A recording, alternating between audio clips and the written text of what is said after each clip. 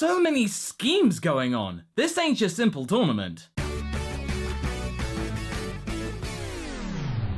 Hey guys, MasakoX here. Now, the Tournament of Power is a pretty intense competition. One of the most intimidating feats of skill and power that we've seen in the entirety of Dragon Ball. It's certainly a far more perilous affair than the first ever Tenkaichi Budokai that we ever saw in the original series. But that's not what we're talking about today. We are talking about the here and now. Universal destruction is at risk here. Today, we're presenting something a little different. Today, we are presenting the MasakoX Tournament of Power Halftime Show, presented by Heatap. So, at episode 111, with 24 minutes remaining, how many fighters are still left in the tournament? Thanks to ShadowRaikou on Reddit, we have a number, and the total is 30 combatants remaining. Only 3/8 left. When it comes to just pure number of fighters left, Universe 3 and 7 rule the roost. However, numbers don't always tell the story.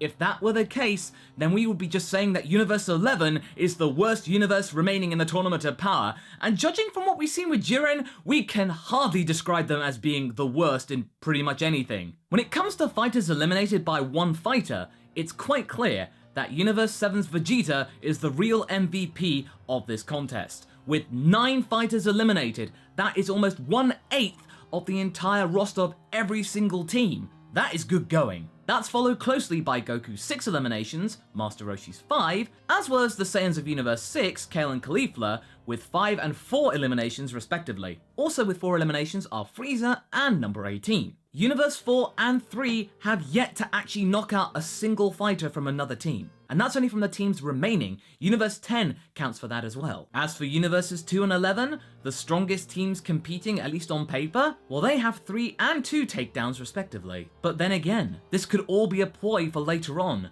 They might be conserving themselves and then about to pounce in the second half. We shall have to wait and see. Might Universe 7 have peaked too soon? Right, now let's take a look at all the Universal teams and see how they stack up now we're done with the first half. First off, we start with Universe 2. While they had a promising start and seemed to be one of the early favourites, Universe 2 has actually so far failed to meet expectations. They can only be attributed to at least 3 eliminations thus far, those being Jiren, Jilkol, and one bald Triclops somewhere. So far, half of their team has been taken out. Those including the sniping duo of Prom and Hermilla, as well as Vikal and Kakunsa from the one and only Kamikaze Fireballs. They've also lost Jimizu, one of the only 2 combatants that actually knows instant transmission, the other one being Goku, of course. That's a technique, no doubt, that could prove extremely useful later on in the tournament, and especially could be crucial in possibly taking out Jiren from Universe 11. It's a very handy-dandy technique. Sadly, this prized asset is no longer available to them. Not only that, but from the latest broadcast from the tournament itself,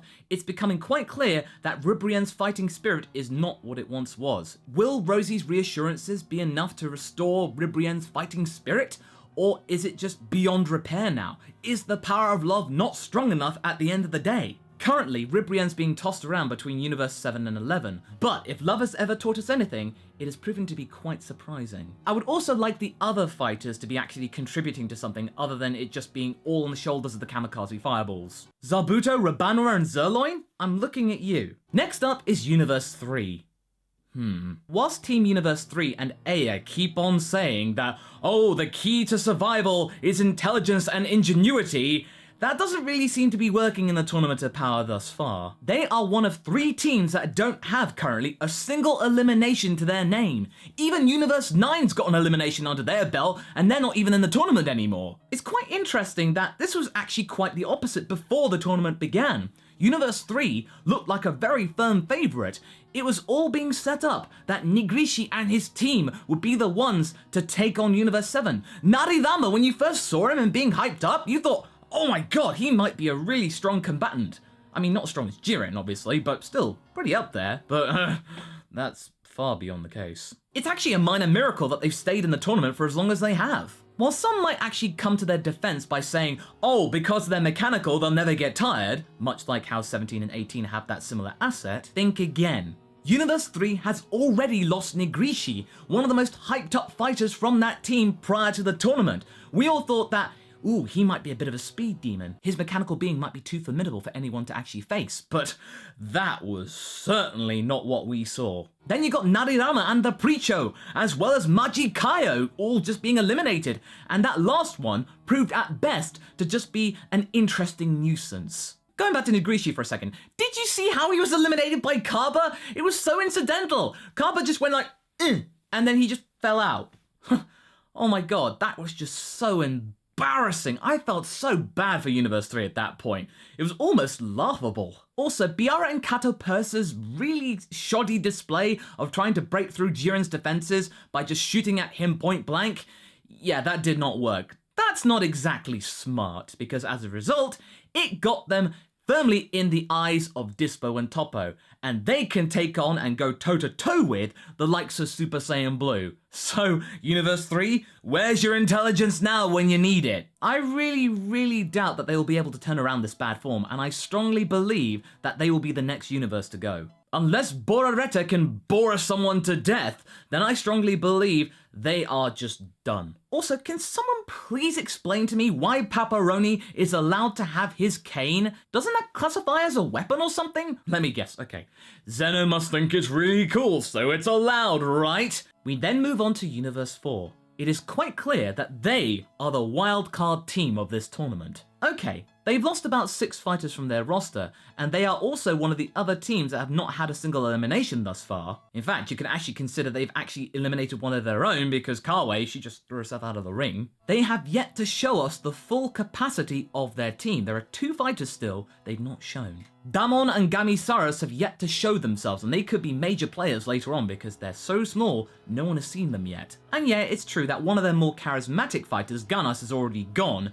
They have made actually more of an impact than the likes of Universe 3 and 10. Currently, they seem to be holding back a bit, but that might change in the next few episodes. Especially in the episode 112 preview, Mona seems to be actually stepping up. There is a lot of pressure on her and Shansu to actually prove that Universe 4 can actually figure in this tournament. They also need to act as a distraction from the 2 mysterious fighters that I talked about.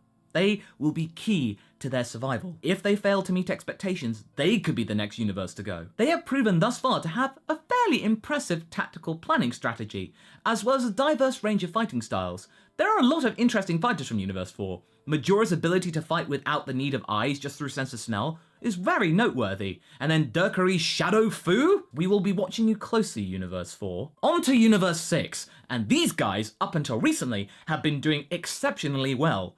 15 eliminations. One of the most notable examples of Universe 6's power comes from the very unlikely warrior Kale. She was able to take out 4 fighters single-handedly, and that was just really unexpected. Good on you, Kale. Unfortunately, despite a very strong first half, going into the second half, Universe 6's integrity is looking like it's starting to crumble. While Dr. Roto wasn't really an important loss, still wanting to know the origin of his name by the way, Boltamo, Magita and Frost certainly are. In fact, the circumstances that Frost left the tournament still leave a bitter taste in some people's mouths. Adding to this, their team captain Hit, who proved to be initially one of the 2 fighters that could possibly actually have the gumption to take out Jiren, is now out of the tournament, unexpectedly. In fact, some people are still in a case of denial. The team's fate now rests on the shoulders of a bunch of Saiyans and some Namekians, and so far, these 2 groups seem to be working separately. They don't really work together. That will have to change, or else Universe 6 will run the risk of falling apart fairly quickly. Right, now on to our home team, Universe 7. Okay, Son Goku's initial loss to Jiren was pretty destabilizing for the morale of Universe 7.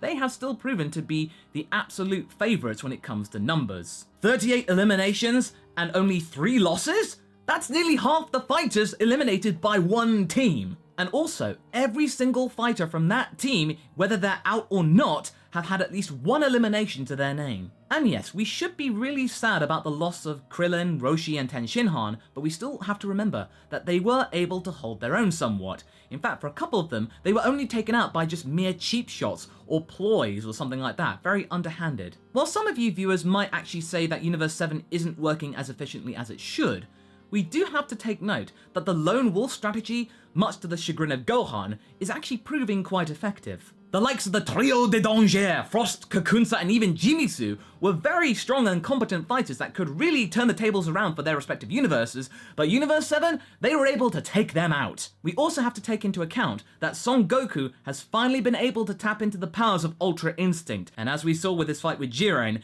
it is very powerful, and anyone else, if they got into the range of Ultra Instinct, they'd be done. They are still solid favourites for this contest. Now, let us take some time to remember the likes of Universe 9. Those plucky fighters do deserve an honourable mention despite not being in the competition anymore. Too fast, too furious. That's how we can sum up their performance. While they did manage to get the first elimination of the tournament, Lilliboo from Universe 10 by the way, they just focused too much on trying to eliminate Universe 7. They were clouded by red mist, and as a result, it was their undoing. You can't just grab the bull by the horns, I'm afraid, boys and girls. While they failed to make much more of an impact, we will remember Team Universe 9 rather fondly. Those misfits, those underdogs, the Trio de Danger!